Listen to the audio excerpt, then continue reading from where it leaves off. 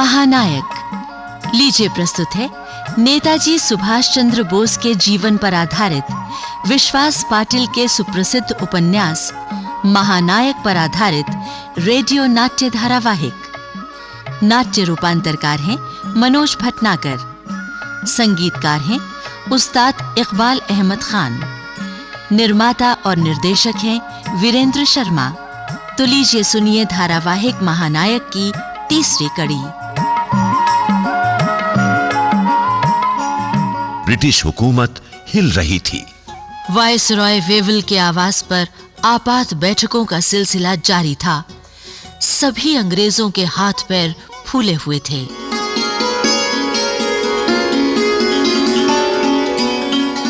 क्या मैं अंदर आ सकता है सर? आ जाओ अंदर।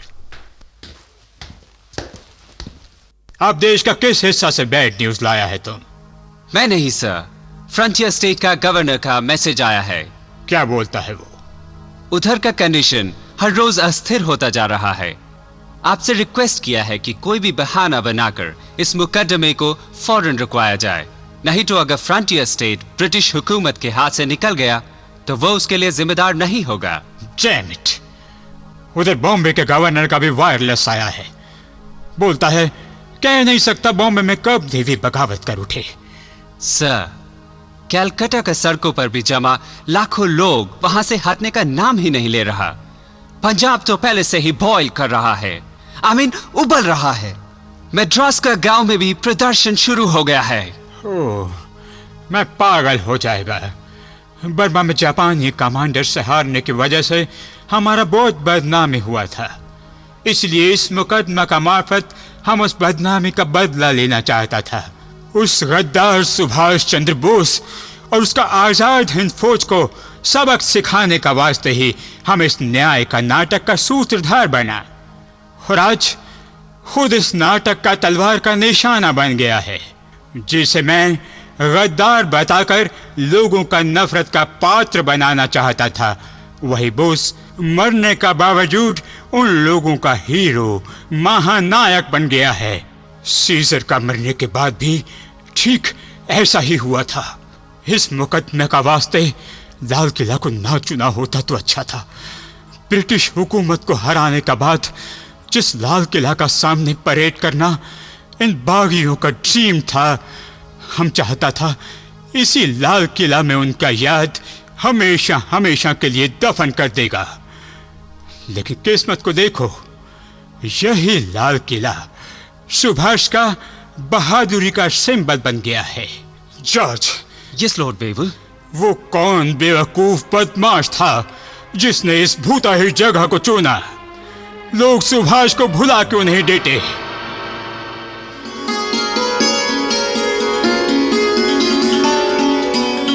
लोग सुभाष को भुला क्यों नहीं देते? उस वक्त सच में ब्रिटिश सरकार भगवान से यही प्रार्थना कर रही थी।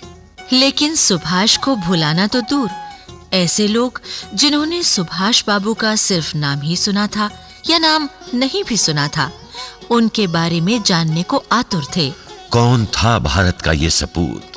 कहां पैदा हुआ था? ऐसा क्या किया उसने कि लोगों की स्मृतियों में अजर अमर हो गया?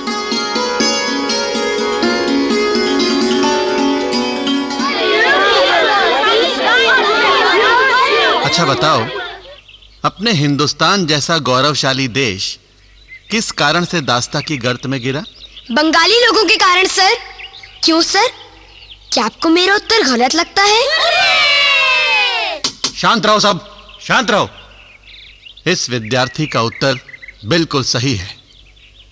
तुम लोग भी जब इतिहास का अध्ययन गहराई से करोगे तो तुम्हें भी समझ में आ जाएगा कि यदि हम बंगालियों ने इन टोपीधारी अंग्रेजों को समय पर रोक दिया होता तो ये आज हमारे देश के सर पर न बैठे होते, हम आज इनके गुलाम न होते। सर, गुलाम शब्द का अर्थ क्या है? बेटे, जो लोग मन मस्तिष्क को गिरवी रखकर अत्याचारी के जुल्मों की चाबुक को बेबसी से सहते हैं, उन्हें ही गुलाम कहा जाता है। परंतु इस प्रकार चाबुक खाने के स्थान पर गुलाम चाबुक को पकड़कर खींच क्यों नहीं लेते? कैसे पकड़ लें बेटे? उन्हें शोषण के शास्त्र का ज्ञान जो नहीं होता, उनके पास अपनी रक्षा के लिए शस्त्र नहीं होते, इसीलिए पशुओं की तरह मेहनत करते करते मिट्टी में मिल जाना ही उनकी नियति है। हमारे देश में ऐसे गुलाम कितने होंगे? 30 करोड़। परम पूज्य स्वामी जी का यह कथन निरर्थक नहीं है। मैं दास के रूप में न रहूं, यही मेरे जीवन के अगले 50 वर्षों का ध्येय होगा। हिंदुस्तान को राजनैतिक स्वतंत्रता मिले बिना हमारे भविष्य की कोई गति नहीं, कोई उन्नति नहीं। सर, ये स्वामी जी कौन है? और कौन बेटा, स्वामी विवेकानंद। पर पहले तू ये बता कि तू कौन है, तेरा नाम क्या है? सर, सुभाष। किसका बेटा है तू? श्री जानकीनाथ बोस का। ओ, यानी बड़े सरकारी वकील बाबू का, तभी तो।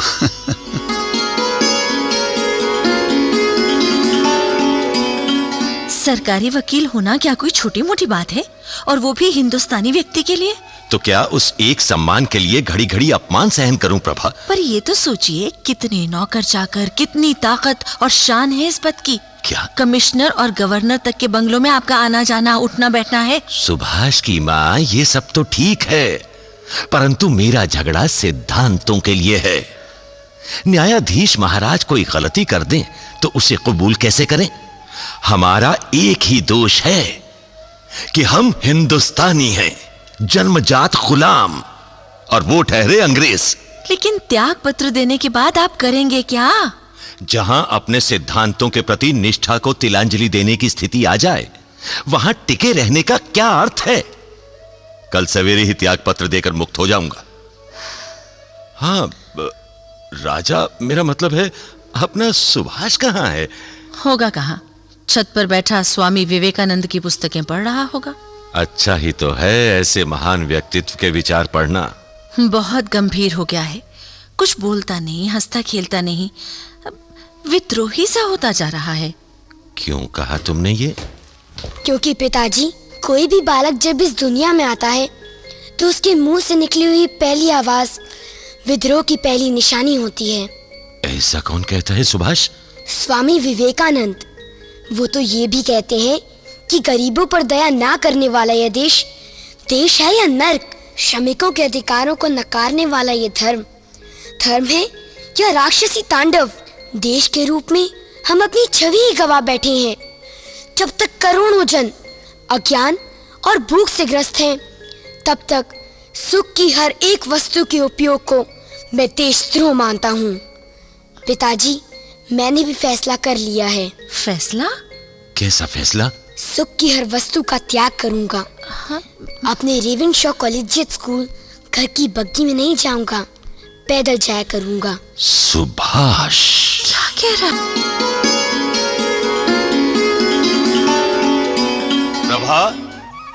प्रभा, क्या है? आप इतने उत्तेजित और परेशान से क्यों हैं? प्रभा, सुभाष के लक्षण ठीक नहीं हैं। वो आजकल क्रांतिकारी युवकों की संगति में घूमता फिरता है। क्या? नहीं, ये बात मेरे गले के नीचे नहीं उतरती। ऐसा होना संभव नहीं। लेकिन आपको कैसे पता चला ये सब? मेरे पास कटक पुलिस थाने के इंस्पेक्टर ने ऐसी शिकायत की है। नहीं, ऐसा नहीं हो सकता। प्रभा? हाँ, सुभाष कक्षा में सबसे ज्यादा होशियार, सुंदर और दृढ़ निश्चयी है, इसलिए कुछ लड़के उसको बुरा सिद्ध करने की ताक में रहते होंगे। उन्होंने ही द्वेषवश उस पर तोहमत लगाई होगी। हाँ, व्यर्थ ही पुत्र प्रेम में अंधी होकर लड़के को हाथ से गंवाओ मत प्रभा। तुमने कभी खोज खबर रखी है कि वो आजकल क्या पढ़ता है, क्या लिखता है, किस किस के साथ घूमता फिरता है? हाँ, जानती हूँ। आजकल वो स्वामी विवेकानंद की लेखनी से, उनके विचारों से बहुत प्रभावित है। हाँ, और साथ ही इस सब से भी। देखो, ये क्या है? कहाँ मिला? मिला तो सुभाष की पुस्तकों की अलमारी से है, पर है ये बम का एक गोला। बिना क्या? अरे, कागज के एक टुकड़े को बम का गोला बता रहे हैं? प्रभा, इसमें जो लिखा है उसका प्रभाव किसी बम के गोले से कम नहीं है।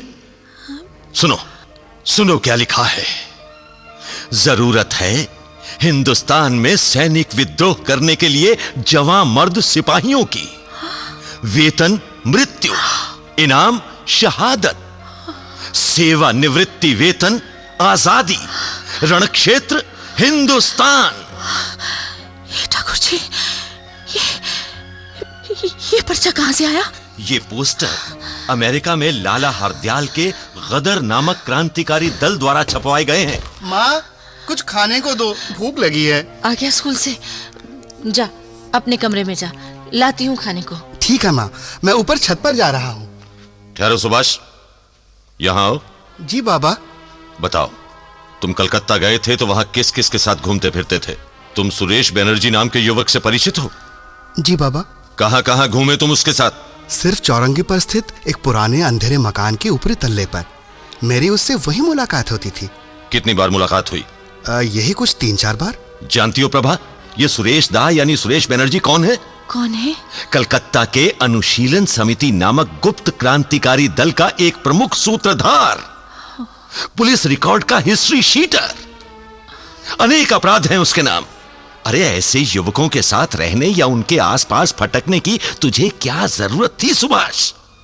माध्यमिक विद्यालय के विद्यार्थी को क्या यह शोभा देता है? सुभाष, बता सच क्या है? प्रभावती, तुम रुको जरा। ये बता सुभाष, तू यहां गिरीश बनर्जी के पास भी जाता है? हाँ, जाता हूँ। किस लिए? उनके पास मुझे विवेकानंद की दुर्लभ पुस्तकें पढ़ने को मिलती हैं बाबा। सुना तुमने प्रभा, ये गिरीश कटक की अनुशीलन समिति का नेता है। कटक की पुलिस उसके पीछे पड़ी रहती है। उसके साथ विधु राय, शशांक मुखर्जी। हे भगवान, ये सब तो हमारे घर कई बार आ चुके हैं। उनके बाद व्यवहार से मुझे कभी ऐसा नहीं लगा कि उनका षड्यंत्रकारियों से कोई गुप्त संबंध रहा होगा। देश को विदेशी शासन से मुक्ति दिलाने का प्रयास करने वाला षड्यंत्रकारी नहीं, आजादी का वीर सेनानी होता है। माँ। वकील बाबू, वकील बाबू, जानकीनाथ बाबू।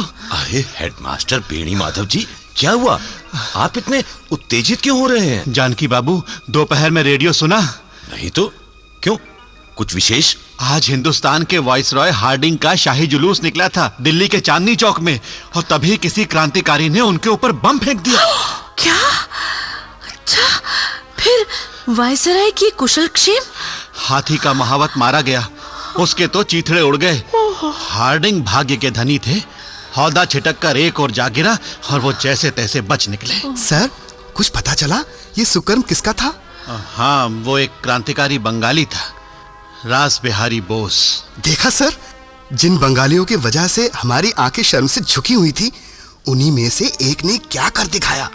सच कहता हूँ, अगर पिछले साल जॉर्ज पंचम के जुलूस पर ऐसा ही एकाध बम पड़ गया होता ना, तो हमारे देश की स्थायी बीमारी का बोध दुनिया को तत्काल हो जाता। सुभाष, तेरे अंदर की द्वेष बुद्धि जाग उठी है क्या? ये द्वेष बुद्धि नहीं है बाबा। अकाल और महामारी से यहाँ सामान्य जन कीड़ों मकोड़ों की तरह मर रहे हैं। आपके इस इलाके में लगभग 30,000 लोग हैजे की बलि चढ़ गए। अब देखिएगा, यही बंग भूमि जिसने खुली बाहों से अंग्रेजों का स्वागत किया था, उन्हीं के विरुद्ध क्रांति का मैदान बनकर रहेगी।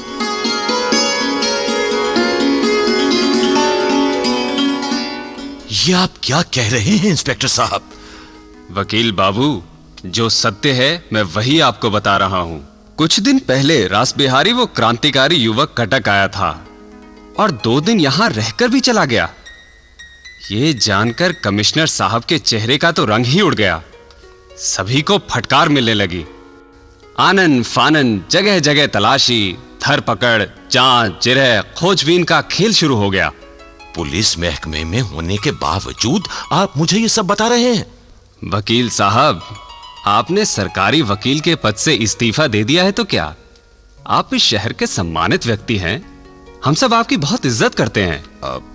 खैर, आगे बताइए क्या हुआ? जांच के दौरान एक सनसनीखेज रहस्य का पर्दाफाश हुआ। रास बिहारी की मदद के लिए गुप्त कोष बनाया गया है। शहर के व्यापारियों और जिम्मेदार नागरिकों ने इसमें खुले हाथों दान दिया है।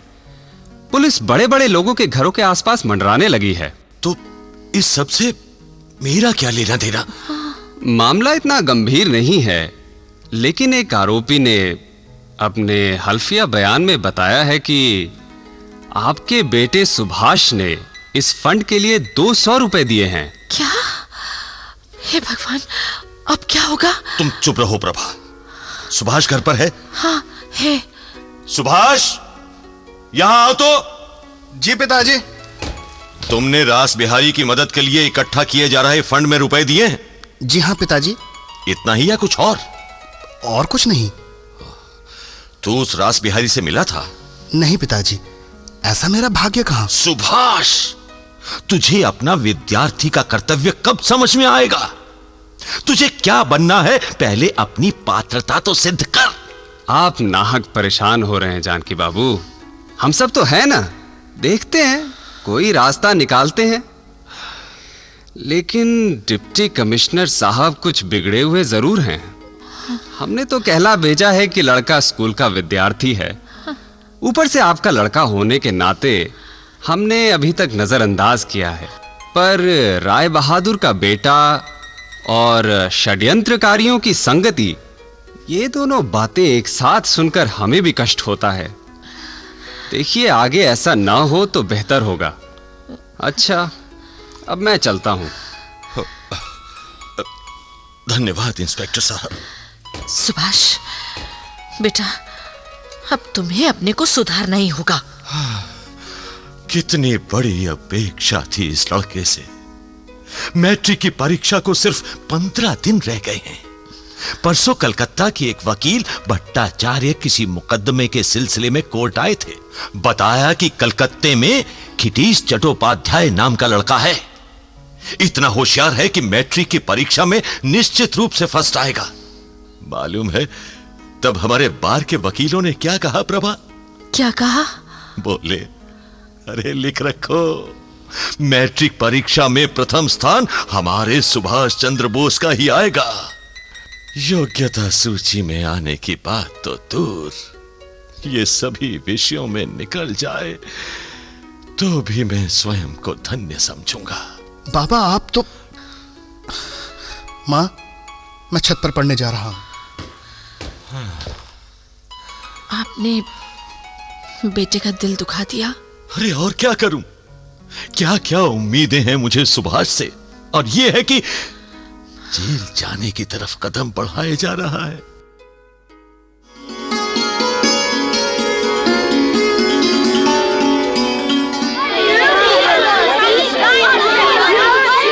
अरे क्या बात है, ये प्रार्थना शुरू क्यों नहीं हो रही? सब जानते हैं कि हर रोज एक विद्यार्थी प्रार्थना आरंभ करता है, जिसे बाकी विद्यार्थी दोहराते हैं। आज किसकी बारी है? सुभाष की सर। क्यों रे सुभाष, तू प्रार्थना शुरू क्यों नहीं करता? जाइए, मैं नहीं गाता इंग्लैंड की महारानी की प्रार्थना। क्यों? क्यों नहीं गाएगा? इंग्लैंड की रानी क्या लगती है मेरी? धर्मगुरु या पैगंबर या समाज सेविका? क्यों गाऊं मैं उसकी प्रार्थना? अरे वो हमारी महारानी है। आपकी होगी, मेरी नहीं है। जबान लड़ाता है, नहीं गाएगा? ले, मैं तेरी चमड़ी उधेड़ डालता हूं। अरे ये क्या पीटी शिक्षक श्रीवास्तव जी सुभाष को मारे जा रहे हैं और उसके मुंह से चू तक नहीं निकल रही। कमाल का साहस और दृढ़ निश्चय है सुभाष में। रुको रुको श्रीवास्तव, रुको। कितना मारोगे? आदमी हो या राक्षस? छड़ी मारकर हथेलियां लाल कर दी बेचारे की। चलो सुभाष, मैं तुम्हें तुम्हारे घर लिए चलता हूं। हाँ बेटा, आओ हाँ चलो।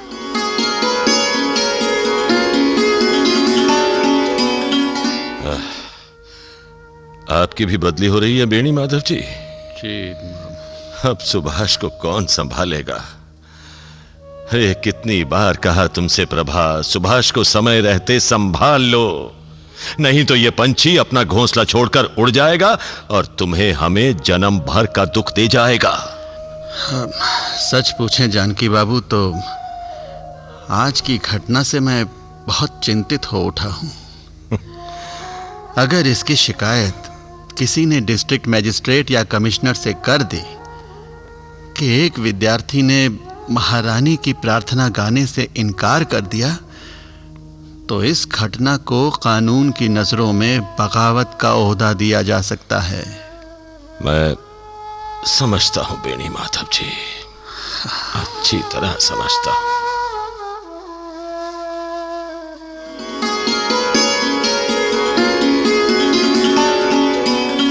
बगावत, हां ये बगावत थी, एक ऐसे कोमल हृदय की जो अपने देश और अपने देशवासियों के विरुद्ध अत्याचार देखते सहते पाषाण से भी अधिक कठोर हो चला था।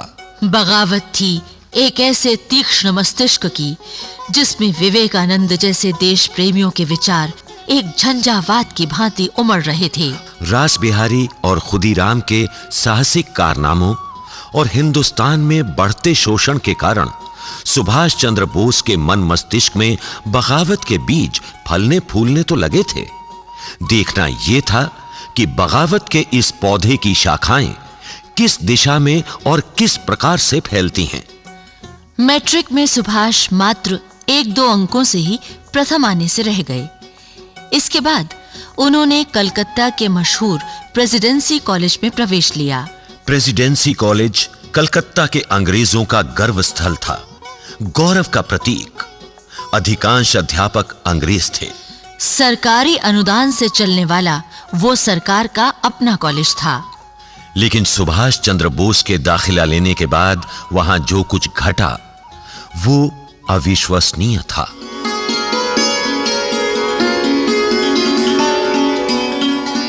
क्या बात है, आप बहुत चिंतित लग रहे हैं। मैं सोच भी नहीं सकता था विभा कि किसी वक्त मेरे और सतीश के साथ महानदी के किनारे पर शेक्सपियर के नाटकों का जमकर पाठ करने वाला हमारा छोटा भाई सुभाष इतना खुराफाती निकलेगा। खुराफाती? अब छोटे दादा ने क्या खुराफात कर डाली है? हड़ताल। अपने साथियों को लेकर उसने कॉलेज में हड़ताल करवा दी है। हे भगवान! और ये खुराफातें भी वो किसके साथ करता है? जैसे हाथी के साथ गिल्ली डंडा खेल रहा हो। अरे अंग्रेजों की पूंछ पर पांव रखकर इसे क्या मिलने वाला है? विभा, मैं तुमसे साफ साफ कहता हूं, भाभी होने के नाते तुम उसका बहुत लाड करती हो, इसीलिए वो इतना उद्दंड हो गया है। ये तो खामखा का आरोप है। तुम नहीं जानती, इस हड़ताल को लेकर चारों तरफ हल्ला मचा हुआ है। पूरे शहर में इसी की चर्चा हो रही है। गवर्नर हाउस से फोन पर फोन खनकाए जा रहे हैं। ऐसा है तो आज उसे जरा जम कर डांटिए। ठीक है, उसे आने तो दो घर में। माँ, भाभी, आ गया हूं, कुछ जलपान मिलेगा? सुनो विभा, उससे जो कुछ पूछना है तुम ही पूछ लेना। अब वो कोई छोटा बच्चा तो है नहीं कि डांटा फटकारा जाए। वो पहले का क्रोध और खरी खोटी सुनाने का संकल्प कहाँ गया? सुभाष की खबर लेने का काम कौन करेगा? अब वो ऐसा ही है कि तुम तो जानती हो विभा कि अगर वो थोड़ा सा भी हंस देता है तो मेरा सारा आवेश शांत हो जाता है। वो इतना प्यारा है कि उससे कुछ कहते ही नहीं बनता। वैसे इस बात को जानते हुए भी कि मैं उस पर क्रोध नहीं कर सकता, तुम मुझसे ऐसी दिल लगी क्यों कर रही हो? हैं? श्री शरद चंद्र बोस, सुभाष के प्रिय मेजदा, मैंने आप जैसा भाई पहले कभी भी नहीं देखा। विभा भाभी, भूख लगी है। जाइए जाइए, जल्दी कमरे से बाहर जाइए। वो इधर ही आ रहा है। आपके रहते तो मैं भी उसे नहीं डांट पाऊंगी। ठीक है, जाता हूँ, पर हाँ, कड़ाई बरतना। मुझे मत बताइए क्या करना है। जाइए। हाँ, जा रहा हूँ। अरे आज ये क्या हो रहा है? मैं चीखे जा रहा हूँ और किसी के कान पर जूं तक नहीं रेंग रही। जब छाती पर हाथी चल रहे हो तो ऐसे में जूं की क्या बसात? आप भी पहेलियों में बोलने लगी भाभी। तो सीधे सीधे बताइए छोटे दादा, ये कॉलेज में क्या चल रहा है? ओह वो सब अंग्रेजों की सीना जोरियां भाभी, और क्या। जैसे हम हिंदुस्तानी लोगों में स्वाभिमान ही नहीं है। जहां तहां ये लोग तानाशाही करते फिरते हैं। लेकिन असल में हुआ क्या? भाभी, ओटन नाम के एक प्राध्यापक है हमारे, इतिहास पढ़ाते हैं। बेमतलब हमारे हिंदुस्तानी नेताओं का मजाक उड़ाते रहते हैं। कहते हैं रानी लक्ष्मीबाई और तात्या टोपे दगाबाज थे। हम हिंदुस्तानी उनके हिसाब से हबशी, बर्बर और असभ्य हैं। और ये अंग्रेज यानी ग्रीक हमारा उद्धार करने आए हैं। भाभी, रोज रोज की ऐसी बेहुदी टीका टिप्पणी हम कब तक चुपचाप सहन करें?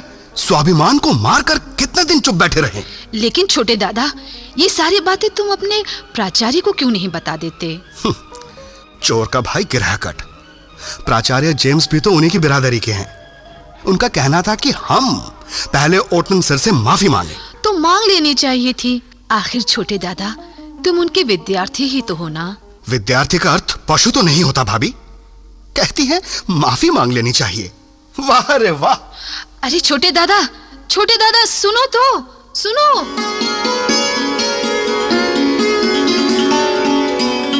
सुभाष अब तक किसी की भी बात सुनने की स्थिति से बाहर आ चुके थे।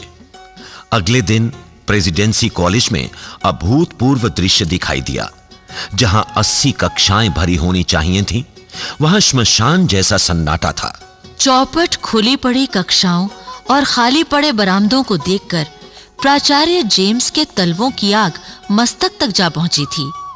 बाहर तमाशबीनों की भीड़ बढ़ती जा रही थी।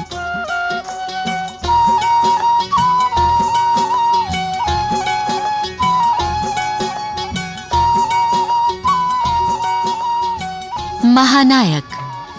अभी आप नेताजी सुभाष चंद्र बोस के व्यक्तित्व और कृतित्व पर आधारित विश्वास पाटिल के सुप्रसिद्ध उपन्यास महानायक के रेडियो नाट्य रूपांतर की तीसरी कड़ी सुन रहे थे। भाग लेने वाले कलाकार थे अश्वनी वालिया, सुचित्रा गुप्ता, योगेंद्र टिक्कू, सुरजन सिंह, राजेश आहूजा, सलीम खान, आकाश आहूजा, सांगी रालते और रतनदीप दास। रेडियो नाट्य रूपांतरकार थे मनोज भटनागर। ध्वनि अंकन रविंद्र सिंह राजावत। संगीत निर्देशक उस्ताद इकबाल अहमद खान। निर्माता और निर्देशक वीरेंद्र शर्मा।